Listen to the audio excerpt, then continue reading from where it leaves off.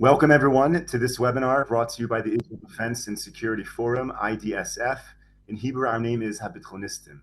IDSF is a movement of reserve officers and operators from all branches of the Israel Defense Establishment who believe that strong national security priorities and staunch Zionism are necessary for Israel to be the eternal homeland of the Jewish people. Thank you to all of our viewers and supporters for tuning into these war briefings. It is very important to us at IDSF that we can share with you war updates and analysis about this war in Israel, and that we can connect our experts with you in these very candid briefings.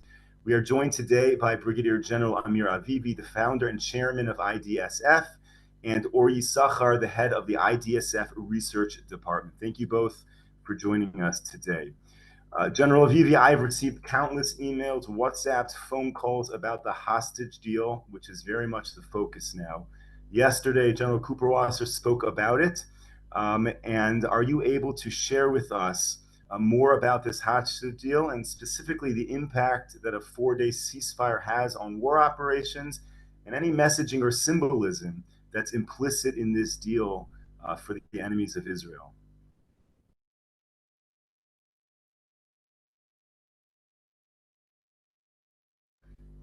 You're on, there we go. Yeah, you were muted. sorry. Okay. So basically, there is two sides to the story. First, everybody in Israel is very excited and waiting to see the children and women that are going to come back in the coming days.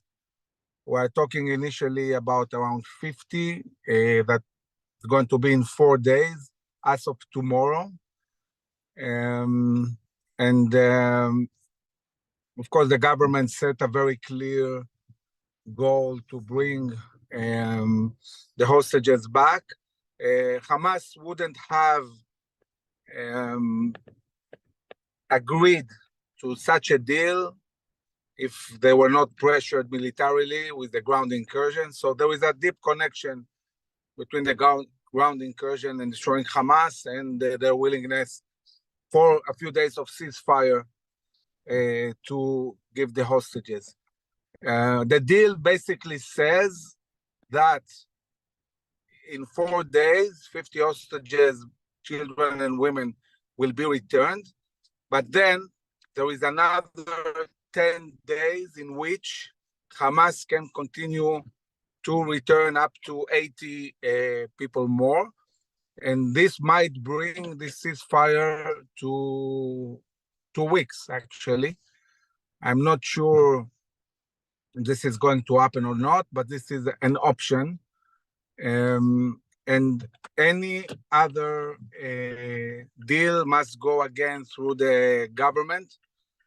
The government also said, yes, we are doing a ceasefire, we are bringing the hostages, but we are determined to continue with the ground incursion and destroy, at the end of the day, Hamas. So we'll see what happens. Now, I can see many threats and problems with this deal. I would say that the first thing is that we did the deal a moment before we actually completed the destruction of Hamas in the northern part of Gaza. At this stage, all the, as we spoke, by the way, before, all the terrorists retreated to Jabalia, and the IDF surrounded the camp and was ready to storm the camp and destroy the remaining Hamas terrorists in the northern part of Gaza, and then ceasefire. So from a military point of view, this is very, very problematic. I thought myself personally that what should have been done is first finish to destroy Hamas in the north. And then, anyway, we would have needed at least a week or more to get organized to the ground incursion in the south. And that would have been a very good time to cut such a deal. Doing it now endangers our soldiers. It also creates frustration. I talked to some of the commanders. They are angry. They are not really happy that they were stopped. But, you know, I'm not sitting in the prime minister's chair. I don't know what the pressures are. I think there was a lot of pressure also from the Biden administration, families, and looking at the big picture, this is what was decided. What are the dangers? One, military. Now the Hamas will have time to get organized. We'll have time to recover, to regroup. What will be the consequences of that? We don't really know. We'll see later on. But from a military point of view, this is bad. The other thing is that until now, the international community saw a very determined Israel and understood that we are really going forward. But now, if it's going to be a long ceasefire, we'll have to see whether this international support we enjoyed until now will continue. We don't really know. The other thing is that we are releasing prisoners also to the West Bank, to Judea and Samaria. How this will impact the Palestinians in Judea and Samaria, it needs to be seen. But when prisoners will arrive to Ramallah and so on, this might create incitement and so on, and might destabilize the situation also in Judea and Samaria. In the time there is going to be ceasefire, there is a big question: what will happen with the other hostages? Are they going to be moved? Are they going to be moved out of Gaza? Many things can happen. So when you ask the government, to them, they present it in a very simple way. Yes, we are stopping a few days, we'll get the hostages, and immediately after, we are back in business. We are going to maneuver and do what we need to do to take over the Gaza Strip and so on. I think that reality is much, much, much more complicated than that. There are many, many questions, many threats, many unknowns, and time will tell. What I would suggest, and I suggest to the government to do, okay, you took 4 days. Immediately after, command the soldiers to attack. Don't wait 2 weeks. Attack first and destroy Hamas in the north. If we wait too much, this will impact also the soldiers. The Hamas will have too much time to regroup and organize. It's not good. So after the first 50 hostages, I would complete the takeover of the north, and then while organizing the troops for the south, maybe cut another deal. But this is up to the government. They need to decide what they're going to do. So this is talking about the hostages. I must say that it's the first time in this war that I got worried where all this is going. I hope it will go the right way, and we'll continue to conduct the war the way it should be conducted until we really achieve all the missions. Okay, Moshe. Thank you, General Avivi. Last week, the IDSF Research Department put out a number of very important policy papers, and hopefully all of our viewers are on our mailing list and you receive these papers as we share them. One of those papers was an overview of the involvement of Russia in this war. So we have Or Yisachar with us right now again. Or has joined these briefings a number of times with his in-depth analysis of Hezbollah, of the Houthis, of many other issues in the war. So we have Or with us right now to discuss the involvement of Russia in this war, and then we'll ask Or for his expert opinion on the hostages, since it is, of course, a very timely issue. Or, please.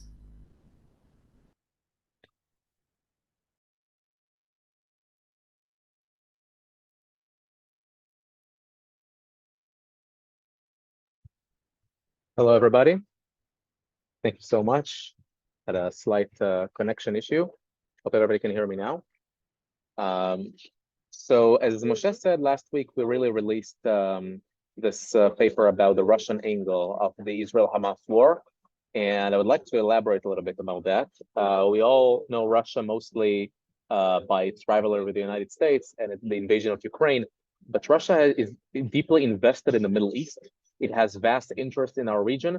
And I'd like to first begin with a picture, if I may, with this one. So this is actually from last month, where Russian Deputy Foreign Minister Mikhail Bogdanov, here in the center, has met with two senior Hamas officials, Musa Abu Marzouk and Bassem Naim. Okay, this has sparked serious outrage in Israel for the simple reason that Russia is not supposed to meet Hamas when it is well known now in the world that it is equivalent to ISIS and that it is a terrorist organization that has really just butchered 1,300 Israelis. And Israel saw it in an extremely grave light and called out the Russian ambassador in Israel for a conversation. Yeah, as you probably saw this paper that we sent out last week. So please feel free to comment and ask any questions if you like.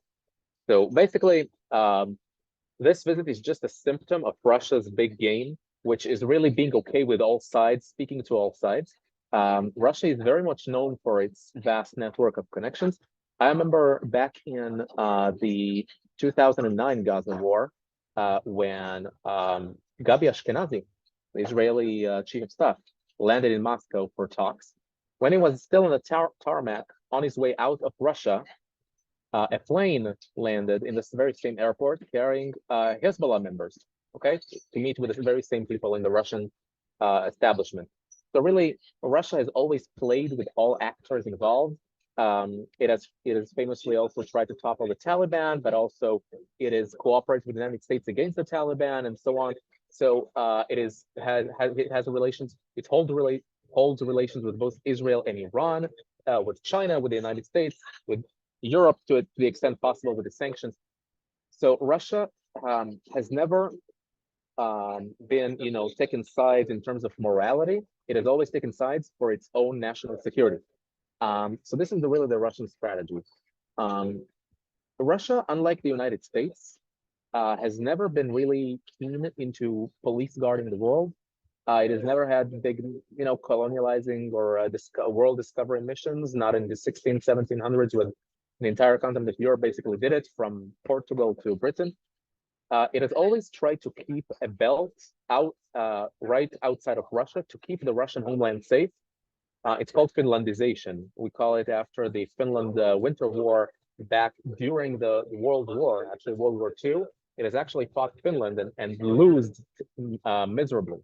Russia lost to Finland miserably during that very, very difficult Winter War.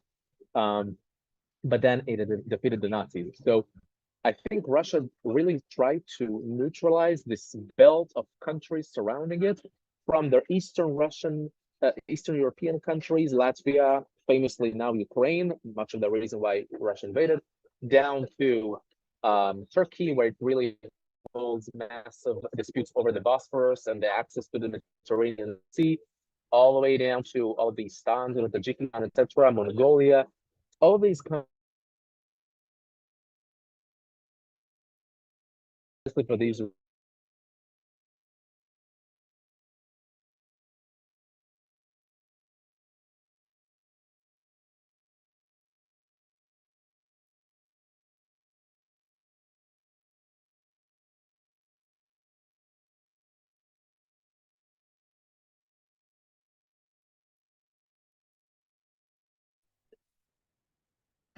Sorry about that. Okay, I'm here. So what is Russia trying to do here, actually? Russia has basically, since the Ukraine invasion, what I suspect happened is that Russia became much more aggressive in world affairs, even on the sanctions and the backlash in the international community, the fact that the West is equipping and giving ammunition to Ukraine. And what Russia did following the Israel-Hamas war is issuing a statement, which I find pretty hilarious, saying that they are extremely concerned about the catastrophe in Gaza, about the loss of innocent civilians, the loss of human lives. Putin himself said it, and the Russian Defense Foreign Ministry as well, which I find rather amusing given the hundreds of thousands of lives that Russia is claiming in Ukraine right now. But also the fact that Russia and Israel have never been enemies. Many of Israel's first comers were coming originally from Russia. We consider ourselves to be a socialist country, much closer to the USSR than to the United States back in the 50s and the 60s. And I think these days, Israel's main interest in Russia, with Russia, and the reason why Israel was so ambiguous and not joining the international community in sanctioning Russia and cutting ties with Russia over the Ukrainian invasion, was because really Russia has big interest in the Middle East, especially the presence in Syria. You gotta remember, Syrian civil war started in 2011. A few years later, Russia joined the war, and Israel has a great interest to keep maintaining stable, reasonable ties with Russia because of its interest in Syria. Iran is trying to build this infrastructure in Syria, military bases, weapon silos. There were multiple drone attacks coming from Iranian bases in Syria toward Israel, rocket attacks from Syria toward Israel. All of these things are basically Iranian infrastructure. These are Hezbollah and Iranian bases. There are Hezbollah soldiers and Iranian officers on the ground, boots on the ground in Syria right now, building and boosting the Iranian infrastructure there. And it also serves as a railway station, right, on the way to Lebanon to arm Hezbollah. And you often hear about Israeli strikes in Syria. This is really against these Iranian targets. And if the Russian Air Force operates around Syria, Israel must maintain some sort of coordination mechanism with Syria. And there was this rare meeting between all of the national security advisors of Russia, the United States, and Israel, meeting in Israel, in Jerusalem, in January 2020, right before COVID, to coordinate this mechanism. This is a very, unprecedented event. So I think Russia is both, an actor that Israel is interested in maintaining, reasonable ties with, but it's also problematic. It's also a threat to Israel because of its investment in Syria and mainly because of its relations with Iran. Let's talk about Iran for a second, and then I'll finish. You cannot untie the Russian reaction to Gaza and the hostility toward Israel without talking about Iran, because Iran and Russia have become much closer following the Ukrainian invasion, from countries holding close ties, you can say that, much like the close ties Russia had with Israel, still has. But now they really became allies. They became an axis. Russia, China, Iran. They became an axis where they all support each other against the West, against the West's reaction to the Ukrainian invasion, against Israel's attempt to prevent Iran from getting nuclear weapons. All of these things are conceived, and Iran is the weakest link in this axis. It's a golden opportunity to really give the West, pain in the neck, without paying a high price of, a clash between big superpowers like China, Russia, the United States. We don't need that clash. So let's take it to the lower level and let Iran fight our fight. And Iran has become, actually, following this partnership, this alliance, an active participator in the Ukraine war. I'm sure you heard about the attack drones that Russia sent to Kyiv, to Ukraine. Many of them came from Iran. The Ababil and other attack drones, Iran and Russia actually signed a contract, a $1 billion contract, where Iran supplies Russia with 5,000 drones over the next few years. And Russia actually agreed to also purchase ground-to-ground missiles from Iran. Now ask yourselves, the big Russian army, does it need to go out to Iran, of all places, to buy its weaponry? Doesn't have already enough missiles and attack drones? So apparently not. And Russia needs Iran, and Iran needs Russia. And I think this is why Russia is getting so extreme these days in trying to, bash Israel, invite Hamas over for meetings. And at the end of the day, Russia really safeguards its own interests, okay? One of the reasons why they invited Hamas over was to release the Russian hostages in Gaza. There are 9 people with Russian citizenship right now in Gaza. And I think that this will and I'll finish with that, this would really pose a challenge to Israel. How does it maintain reasonable relations with Russia while Russia is basically warming up, huddling up to Iran and to Hamas? And we don't want to lose Russia as a superpower. So this will be, I think, the main challenge in the upcoming period. Thank you, Or, for sharing all of that. If we can transition a shift to getting your opinion on the hostage deal.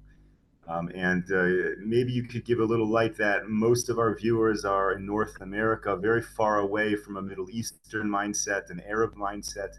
So maybe you could kind of explain to us, how is this deal being perceived by Hamas, by Iran, by Hezbollah? What are the implications of this deal? I agree with General Avivi. I think that this is really, we are facing a dilemma between a bad deal and a worse deal. There is no good deal with Hamas. I think Iran, Hamas, Qatar, all of these people, I heard one commentator say today, and I agree with him, we think in names and then think in numbers, okay? We think about the names of the children who are there, and they think how many prisoners they will liberate, they will free. And I think this is really the point, that we have life as a sacred value, and they don't. They couldn't care less for their prisoners. Let me tell you a secret. They couldn't care less about Hamas prisoners in Israel. All they want is to claim a price, to humiliate the Israeli society, to get as much as they can. And there is not a single Israeli today that is happy about this deal. Nobody is. But the main claims are, we want to get the hostages out, but what about all the rest? Are we just letting them die there? Are we letting them toy with us and play with us? Are we letting them show us how we are further humiliated when we are an inch away from destroying them? So we are backing down and agreeing to a deal. I think at the end of the day, Israeli society, it's an open wound, the hostages story, and we'd like to see it done with. It's super cynical. They know that they are using, this is precisely why they took hostages in the first place, because they know that this is the wild card that they're holding. So whoever is paying price is the hostages who are there, and I just pray for their return. I think it's a bad deal, but I think it's the best deal we could ever have gotten in the current situation. But we could have probably got more. We're not sitting in the decision-making desk. And let's see how this plays out. I think Hamas will be testing us in the coming days, try to violate the ceasefire. And let's see how this goes. Are you able to compare it to the Gilad Shalit deal in terms of we regressing? Yeah.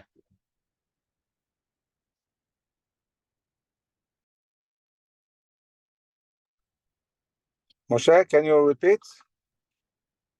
So about the Gilad Shalit deal, until Moshe gets back to us, I think that this is really the topic that repeats itself in Israeli society today. The Gilad Shalit open wound, where one soldier was liberated. That was back in 2011 for 1,027 prisoners. 1,027 for one soldier, and there is an idiom in Judaism that says you don't exchange a prisoner for more of its value, right? So not more than one per one.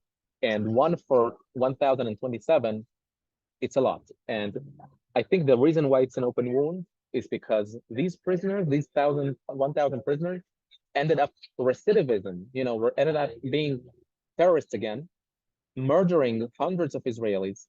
And so the question is the price of freeing one soldier worth all these people who were murdered by these terrorists who came back to terrorism? So I think it's a dilemma that they are just simply abusing our sanctity of life. And there's not an easy answer for this. But of course, whenever you release prisoners, you risk them ending up murdering other Israelis, for sure. Yeah. General Avivi, are you still with us? Are you able to provide some closing remarks, please? Yes. I think that these coming days are going to be very, very crucial, because we'll see what really are the consequences of this deal. Hamas wants one thing and one thing only: to survive, to stay standing. And both Hamas and Hezbollah at this moment believe that Hamas is not going to be destroyed. They really do believe that. they think that through this strategy of giving us hostages, 1, 2, 10, they will manage to really bring a dynamic that will stop the ground incursion. And following that, Hamas will survive this. And this is the real issue. We cannot do that. We cannot play Hamas game. We cannot play Hamas strategy. We must continue with the mission to destroy Hamas. And while doing that, bringing the hostages. It's a complicated issue. The government really needs to find the right balance and really achieve both missions. Moshe, we have time for question if you want to, cover a few questions shortly.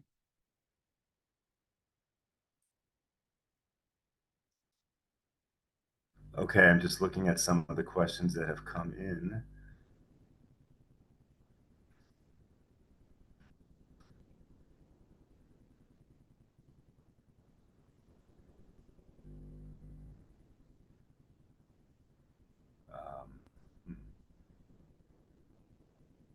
Maybe you can comment briefly on the surveillance issue during this, these 4 days. Is that going to put the Israeli soldiers in great jeopardy? So there are a few hours when we cannot use drones. The army is saying we have solutions for that. I hope so. I hope so. You can imagine that if Hamas doesn't want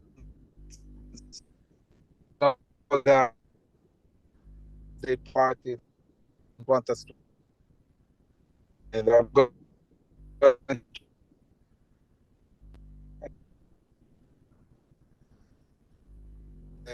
4 days what it means to do business with Hamas. I can say that in previous operations, each time there was a ceasefire, Hamas used the ceasefire to attack our forces. In 2014, it resulted with Goldin being abducted. So our soldiers need to be in very, very high alert and ready for every